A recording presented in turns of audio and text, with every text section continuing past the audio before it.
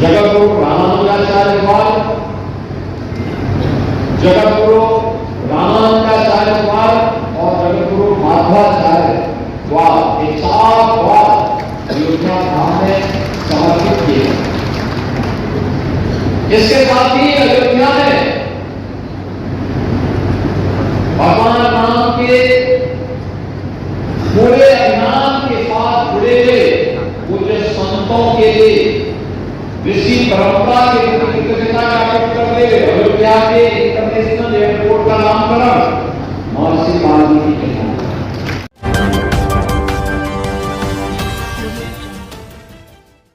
उत्तर प्रदेश के मुख्यमंत्री योगी आदित्यनाथ का आज शनिवार को गाजीपुर में आगमन हुआ। आगमन के तहत मुख्यमंत्री योगी आदित्यनाथ गाजीपुर के जखनिया स्थित हथियाराम और भुड़खुड़ा मठ पहुंचे। दोनों मठों में सीएम योगी आदित्यनाथ ने पूजा अर्चन कर माता का आशीर्वाद लिया। इस दौरान सीएम ने पौधारोपण किया।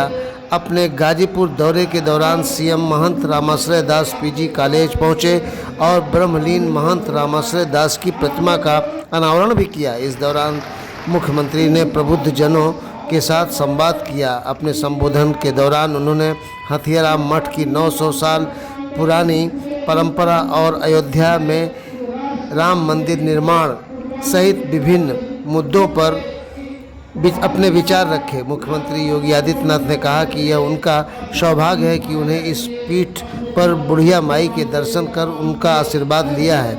उन्होंने बताया कि ये पीठ 900 वर्षों से लोगों की आस्था का केंद्र रहा है और गाजीपुर जनपद समृद्ध परंपरा का प्रतीक है। सीएम ने उल्लेख करते हुए कहा कि 900 वर्ष पूर्व हथियाराम पीठ पर सन्यासियों की परंपरा शुरू हुई थी और रामायण काल से ही जनपद आध्यात्मिक क्षेत्र और ऊर्जा का केंद्र रहा है। मुख्यमंत्री योगी आदित्यनाथ ने अयोध्या में राम मंदिर निर्माण का भी जिक्र किया। उन्होंने कहा कि 8 वर्ष पूर्व अयोध्या में भगवान श्री राम का मंदिर एक सपना था और जब राम भक्त कहते हैं कि राम लला हम आएंगे, मंदिर वहीं बनाएंगे, तब कुछ लोग प्रश्चित लगाते थे। उन्होंने जोर देकर कहा कि सत्य संकल्प के साथ सभी लक्ष्य और सपने पूरे होते हैं। मुख्यमंत्री ने बताया कि अयोध्या में 4 द्वार पूज्य शंकराचार्यों के नाम समर्पित किए गए हैं और महर्षि वाल्मीकि के नाम पर एक एयरपोर्ट बनाया गया है।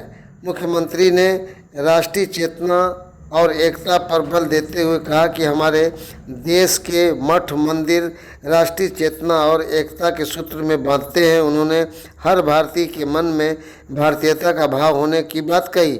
मुख्यमंत्री ने सज्जनों के संरक्षण, मंदिरों, मठों और धार्मिक स्थलों के पुनरुद्धार और संरक्षण की आवश्यकता पर भी जोर दिया। उन्होंने कहा जाति, धर्म, भाषा और क्षेत्रीयता से ऊपर उठकर एकजुटता से काम करना होगा और अच्छे कार्यों का समर्थन करना चाहिए। तो आइए सुनाते हैं उन्होंने अपने संबोधन में क्या कहा। सप्तऋषियों की जिन प्रतिमाओं का उनके मंदिर बनाने का कार्यक्रम चल रहा है उसमें महर्षि वाल्मीकि भी है और संत तुलसीदास भी है। इसके साथ ही वहां पे भगवान राम के पूरे अभियान की पहली प्रधानी गिरिराज की प्रतिमा की स्थापित की। भगवान राम जब वनवास के लिए जा रहे थे तो सबसे पहले उनके सहयोग के लिए कोई खड़ा हुआ था तो निषाद राज हुए थे। निषाद राज को भी वहां सम्मान दिया गया है। निषाद राज के नाम पर वहां के जितने भी रेल बसेरा बन रहे, यात्री विश्रामालय बन रहे, सब निषाद राज की वन में रहते हुए जब माता सीता को ढूंढने के लिए भगवान राम गए, जंगलों में भटक रहे थे, तो उस समय कहते हैं गौतम ऋषि बहुत पहले से युगों से साधना कर रहे हैं। हर चीज की अपनी एक सीमा होती है। मतंग ऋषि को जब आया कि आप उनको बहुत अधिक दिनों तक इस भौतिक देह से नहीं रहना है तो हमें अपनी शिष्या जो वनवासी उनको कहा कि अब मेरा समय आ गया है, मैं तो जा रहा हूं, तो मेरे आश्रम की देखभाल करते हैं। तो बिल्ली सबरी ने अपने गुरु से कहा, ऋषि से कहा गुरुदेव आप जा रहे हैं, मैं तो आपकी सेवा में इतने वर्षों से हूं, अब मैं क्या करूं, मुझे भी अपने साथ ले लीजिए। कहा नहीं, तुम्हें भी रहना है। कहा कैसे और कब पर? उन्होंने कहा तुम्हें राम भक्ति के लिए अपना जीवन लगाना है। कहा राम भक्ति के लिए? कहा हाँ, श्री विष्णु के एक विशिष्ट अवतार के रूप में भगवान राम इन धराधाम पर विराजमान होने जा रहे हैं, अवतरित होने जा रहे हैं, और जब वह आएंगे तो वह इस वन में अपनी पत्नी को ढूंढने के बहाने आएंगे। उस समय उनकी सेवा करने का तुम्हें सौभाग्य प्राप्त होगा, दर्शन करने का सौभाग्य प्राप्त होगा। आप सोचो, एक ऋषि का प्यारा जब पूछा सबरी ने अपने गुरु ऋषि से कि गुरुदेव मुझे बताइए कि राम कब तक आ जाएंगे, तो बैठे उन्होंने अपनी आध्यात्मिक ऊर्जा से देखा। उन्होंने कहा देखो अभी तो महाराज दशरथ की शादी नहीं हुई है, थोड़ा शादी होने दीजिए, फिर शादी होने के बाद सबसे बड़ी रानी से राम पैदा। आप सोचो पैदा नहीं हुई, लेकिन उनकी बहुत सी रानी पहले से भारत का ऋषि करता है और कह रहा है राम जरूर आएंगे, तुम्हारी मुक्ति का माध्यम बनेंगे। इनकी सबरी के नाम पर जो भी भोजनालय बन रहे हैं,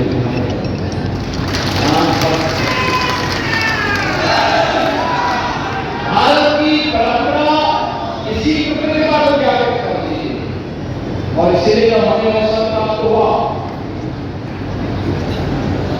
हमने प्रधानमंत्री जी की अनुकंपा से जब गाजीपुर जनपद को मेडिकल कॉलेज मिला तो हमने कहा कि इसको महर्षि विश्वामित्र को समर्पित किया, क्योंकि पहले ऋषि महाराज काली के पुत्र हैं, पहले ऋषि हैं जिन्होंने आतंकवाद को पहचाना और आतंकवाद का जवाब कैसे दिया जाना चाहिए, भगवान राम के संकल्प को संविधान शरीर में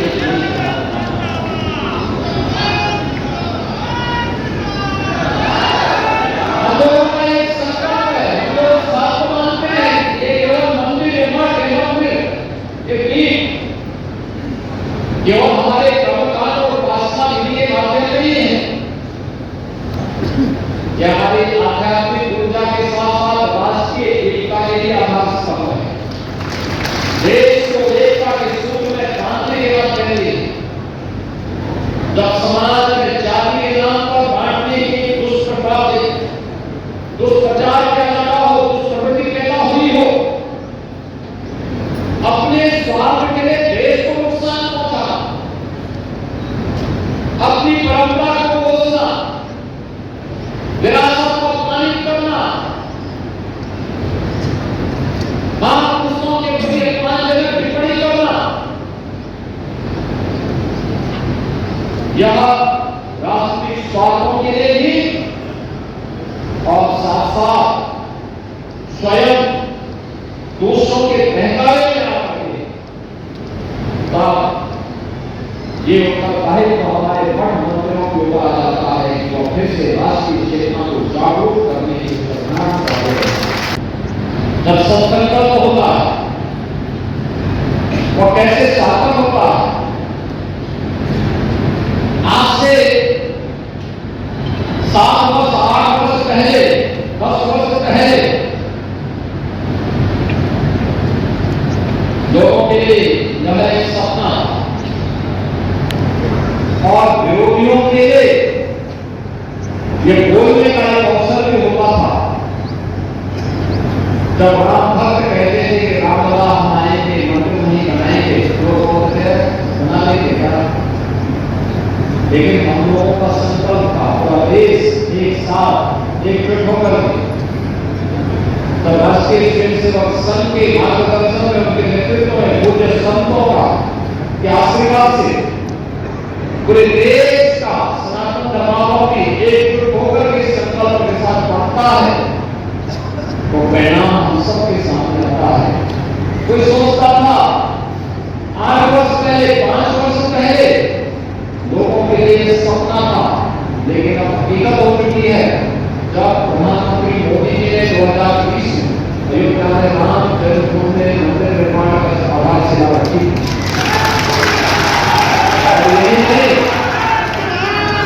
गत वर्ष प्रधानमंत्री जी ने रामलला को अपनी जन्मभूमि में विराजमान भी कर दिया।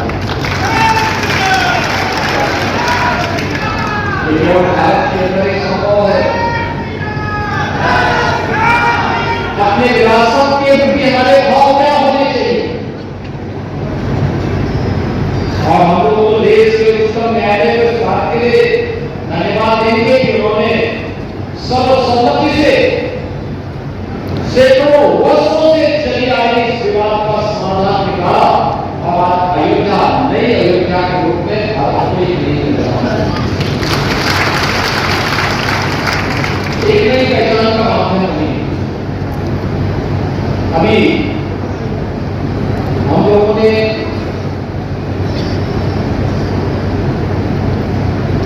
गत सप्ताह ही अयोध्या में दक्षिण भारत के 3 पूज्य संतों की प्रतिमाओं को हमें स्थापित किया। दक्षिण भारत में जिन्होंने अपना पूरा जीवन राम की भक्ति के लिए समर्पित किया था, ये सभी पूज्य संत 13वीं शताब्दी से लेकर के 12वीं शताब्दी के अंदर दक्षिण भारत में, तमिलनाडु में, कर्नाटक में, आंध्र प्रदेश में इन्होंने राम भक्ति का प्रचार प्रसार किया और लगातार वहां कार्य करते रहे। इससे पहले अयोध्या में 4 वहां पर अपना पूरा जीवन राम भक्ति के लिए समर्पित करने वाली भगवान राम की सर्वाधिक भजन गाने वाले लता मंगेशकर जी के नाम पर हम लोगों ने एक चौक का निर्माण किया, और राम जन्मभूमि मंदिर से जुड़े हुए 4 प्रमुख द्वार भी देश के 4 पूज्य संतों के नाम पर समर्पित किए गए। जगतगुरु शंकराचार्य द्वार, जगतगुरु रामानुजाचार्य द्वार, जगतगुरु रामानुजाचार्य द्वार और जगतगुरु माधवाचार्य द्वार, ये 4 द्वार अयोध्या धाम में समर्पित किए। इसके साथ ही अयोध्या में भगवान राम के पूरे अभियान के साथ जुड़े हुए पूज्य संतों के लिए ऋषि परंपरा के प्रति कृतज्ञता ज्ञापित करते हुए अयोध्या के इंटरनेशनल एयरपोर्ट का नामकरण महर्षि वाल्मीकि के नाम। टीम न्यूज़ टुडे 24 बने रहे ऐसी ताजा तरीन खबरों के लिए। नमस्कार।